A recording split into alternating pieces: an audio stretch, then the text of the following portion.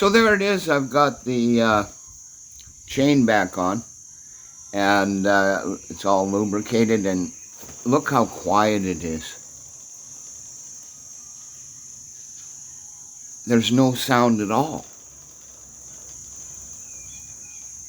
So that worked out very well. The chain is in very good shape, as well as the sprockets.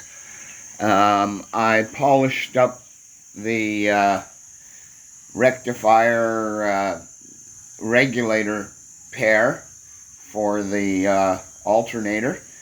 Reinstalled them and the flasher and a few other parts. And I put the battery box back on.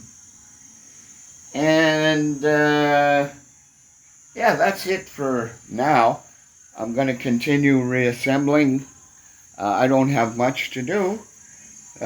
Just going to put the toolboxes back on, the fender strut, and the chain guard.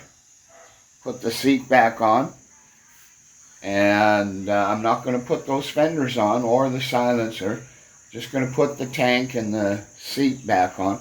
I also polished up the handle for lifting onto the center stand.